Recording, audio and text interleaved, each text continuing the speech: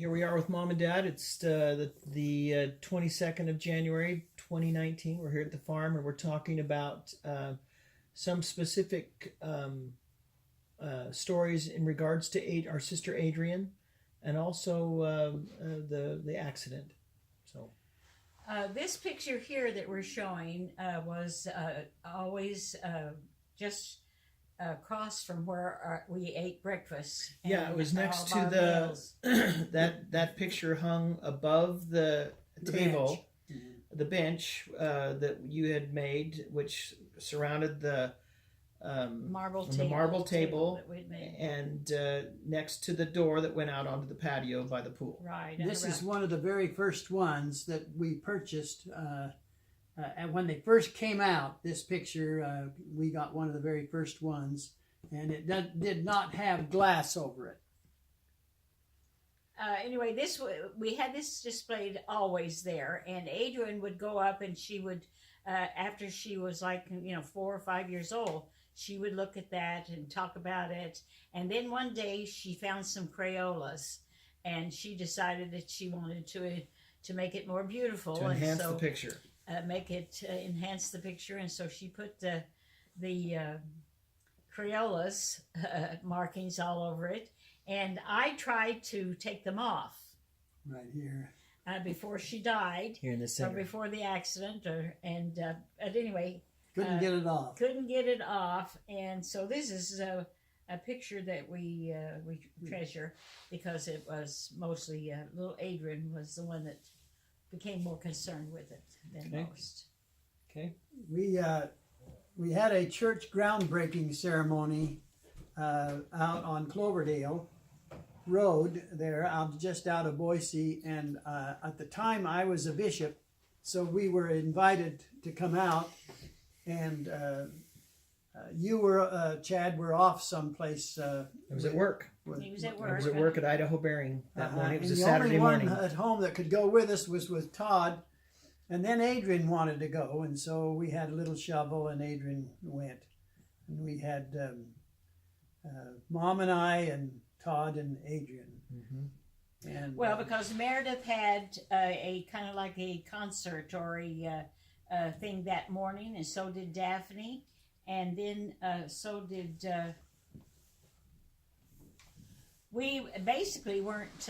Adrienne wasn't going to be going with us, but then we just kind of decided at the last minute, let's take Adrienne. Oh, it was brother. Sorry, I saw something there, but I. Go ahead and continue there. We're filming. So, and so you have a picture of the event in the cabinet here. It's right here. Right here, yes, yes, Oh. yes. That's the picture we took there. That's the four of us. Okay, well, keep going. And anyway, we went to the groundbreaking, and what they wanted us to do is for the whole stake to outline the size of the building, Okay. so that we know that's where it was going to be. And so anyway, we had gone and we were standing around that, and then Adrienne we were having a stake conference. And Adrienne, the primary, had been invited to come and sing, or would be singing in that conference. All the 9-year-olds. All the 9-year-olds and that were in the primary. And so anyway, we had done, and plus there was a helicopter taking pictures of that also, the groundbreaking area. And but anyway. And this was up on McMillan. In Yeah. Boise. The Goddard, was it? No, it was on McMillan and 5 Mile, I think, is where Right. it's The new between state 5 center. Mile Mhm. and yeah, 5 Mile and Eagle. Or it's not to 5 Mile, so it's Right. not Eagle. So Yeah. Yeah. Well, It's close by there, it was Locust Grove. Well, anyway, so little Adrienne was anxious to get to that practice because she knew how to sing and she was excited about primary and stuff like that. And so, anyway, we had finished the groundbreaking, and the photographer wanted all of the bishops in the stake to come over and take a picture. And so I went where Bob was, and then Adrian said, I want to go to the car. And so anyway, I said, well, go ahead, go, get in the car. Well, it's interesting, as she is going, I yell at Todd, can you get her in the car, see if she's all right, will be all right. And of course, the next thing we heard was crash, bang. It was a young man, probably in his early 20s, maybe 22, 23 years old. He had just got out of prison. He was in prison for drugs and alcohol, and he had been had this problem for so many years during his teenage years that he was actually rummy and mentally handicapped and shouldn't have been behind a wheel. He never slowed down. He kept trying to miss her. He was clear on the opposite side of the road when he hit her, and he didn't ever hit the brakes or slow down. And I'd say he's doing probably 35 at the time. Well, that morning when we were trying to decide where we were going to park to, walk over into the field to where the chapel was supposed to be, or the church was supposed to be, we couldn't make up our mind. Do we park on this side of the road, walk across the street into the field, or we decided, no, let's go down and turn around and come back up the other way. And so when we did that, we were on the opposite side of the road, the car. I know, but that's why she was walking back to try to get us. Anyway, he hit her, and we rushed to our car with her. Did Todd go with us? No, he did not. No, because he had to go and be with Tammy and Alexa and the ones that were still at home. Because we didn't take the little one, the other little one, or older little ones with us, and so he went back. We headed out to the hospital in the van. Well, it was, of course, such a shock that this had happened that we didn't even think about. The helicopter was right there, parked in a field. We could have easily had the helicopter take us but we didn't even think about that. Sure. I just grabbed her, and we sat in it was in the old green van. Yeah. I held her in my arms, and then Bob drove, and it's interesting that we had not put the gas tank cap on the tank, and as we would be going around the corners and stuff like that, it would splash out. I mean, it just about scared us to death, and yet we didn't want to go that fast. But anyway, finally the police were there and followed us and said, hey, we'll get you there. And so they guided us into the St. Alphonsus Hospital with Adrian. She wasn't hurt real bad, and therefore they just they didn't have a room for her fit into the intensive care with on the video, so that the girls at the desk could see her on video.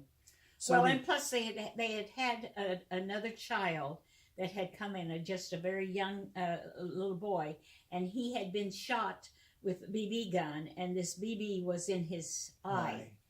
And so they were giving this little boy an awful lot of attention. Yeah. An awful lot of attention. And Adrian was kind of put in the background and just kind of watching her and stuff like that.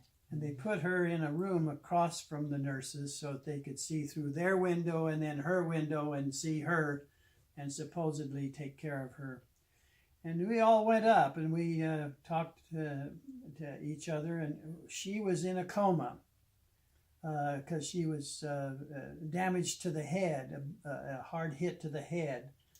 Well, she had a hairline fracture behind her ear here, and plus she had her glasses on, and the glasses had she had really hit the wheel of the other car.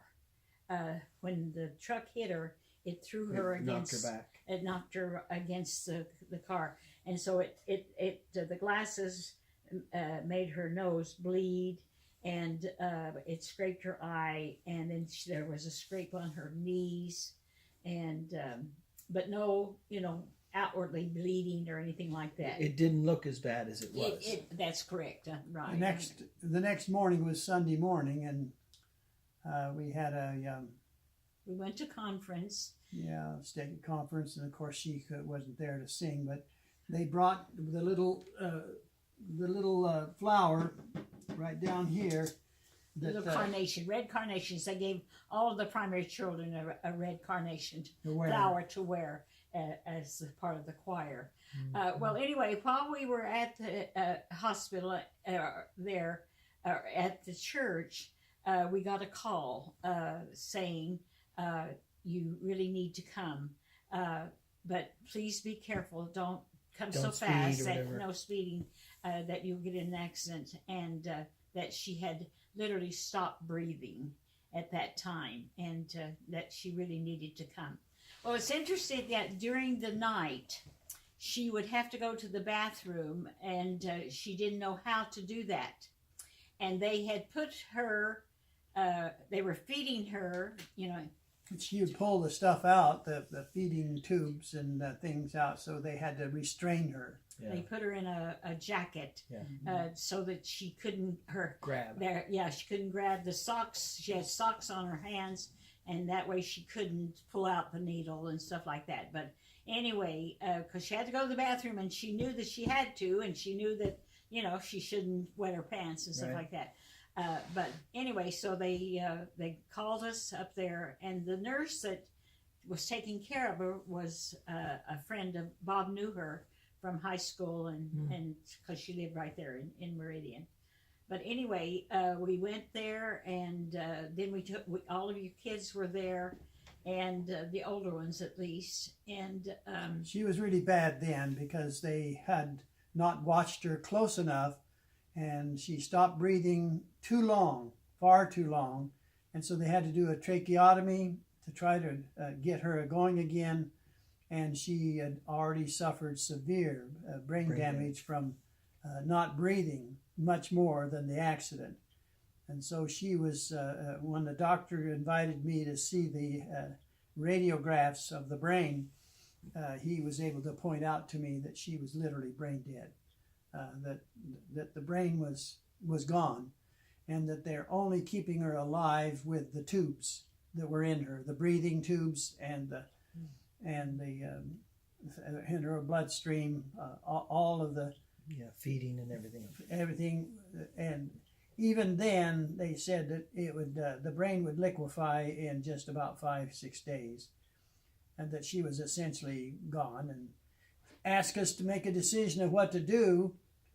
Well, we had given her, we had asked Brother Graham, President Graham, to come and give her a blessing, or we wanted to give her a blessing. And so he was our stake president. Bo Graham. Bob did Bo Graham. the blessing, and he told him later, you didn't promise her very much in the blessing. And I don't remember the blessing at all, and neither does he. But anyway, and so we had, in fact, the members of the ward had come, and she was a nurse, and she had lost a little baby also, very young. And so she talked to me a long time about the baby and all this kind of stuff. And then of course, we went and prayed. And it's interesting that the bishop's or the doctor's name was Dr. Joseph Smith. And so anyway, and it was a Catholic hospital, and they tried to come in, every now and then to talk to us as far as... All of these things here are little keepsakes, cards that she got from some of her friends there at the primary. This is a picture of her up here looking at that picture we just showed, where she had colored it a little bit more. This is her little watch. This is Adrian right here when she was about 8 or 9. And this strip through here came off of the flowers, the This little is flower arrangement. her arm band. This is the hard part on the whole thing is that in that day they required me, the father, to unhook the machines. To physically do it. And so we had to make a serious matter of prayer, and eventually I did. I unplugged the machines, and she lived 30 Just minutes about 30 minutes. longer. And Well, the heart just. and this So here slow. is something that we. This is the last picture, her school picture of her that we have hanging on the wall, and the rest of you children will remember this around the house as something special concerning her. And this one here,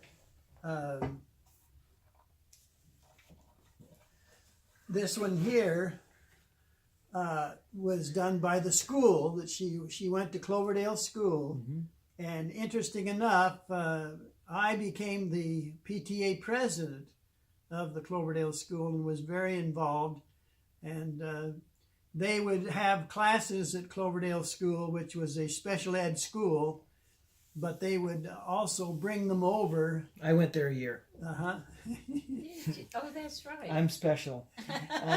They would bring them over to Cole School and to mainstream them in some of the other classes. But this was hanging, and it was your daughters that saw this hanging there, and they were ready to access it out and got it for us and sent it to us, and it was a very, very special Christmas gift to us. Yeah.